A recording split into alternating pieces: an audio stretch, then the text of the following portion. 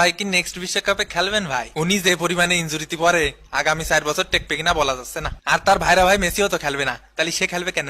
দেখি কি করি, খেলার ইচ্ছা আছে, তবে মানসিক ভাবে বিধ্বস্ত আমি। সবকিছু মিলিয়ে সেরা একটা বিশ্বকাপ হতে পারতো, শুধুমাত্র রোনালদোর এইভাবে বিদায় নেওয়াটা মাইনে নেওয়া যাচ্ছে না।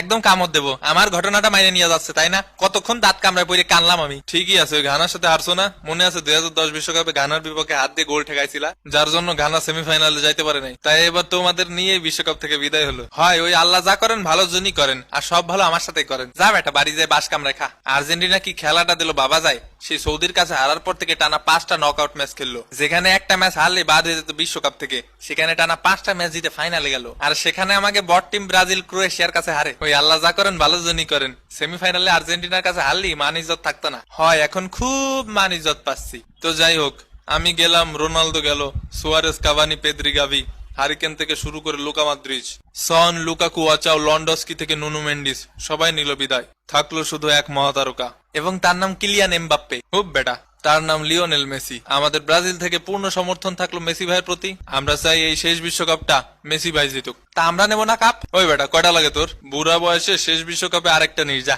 বিশ্বকাপে এটা মেসি ভাইয়ের হাতে না উঠলি স্বয়ং বিশ্বকাপই আফসোস করবেনি। এবার আর আমরা মেসি ভাইয়ের চোখে কান্না দেখতে পারবো না, আমাদের সহ্য হবে না। দরকার হয় আমি আমার জান প্রাণ লাগাই দিয়ে ফাউল করবো, তাও বিশ্বকাপ আমাদের লাগবেই। যত মোষ টানা লাগে আমি টানবো, দরকার হয় রেফারির মোষ ধরেও টান মারবো। এই বিশ্বকাপের পর মেসি ভাই চলে গেলি আর কোনোদিন ফাইনালে উঠতে পারবো না, তাই জিতাই লাগবে। যত মেয়েদের ক্রাশ খাওয়ানো লাগে আমি খাওয়াবো, কিন্তু নিজেই আবার ওয়ার্ল্ড কাপের উপর ক্রাশ খেয়ে বসে থাকবো। ইয়ে ভাই, স্বপ্ন এখন আকাশচুম্বী। যেহেতু এখন আর কোনো দলেরই কোনো কিছু হারানোর নেই, সেহেতু আসুন এবারের ফাইনালে মেসি ভাইয়ের সম্মানে প্রথম ও শেষবারের মতো দল মত নির্বিশেষে সবাই মিলেমিশে একসাথে আর্জেন্টিনা সাপোর্ট করি।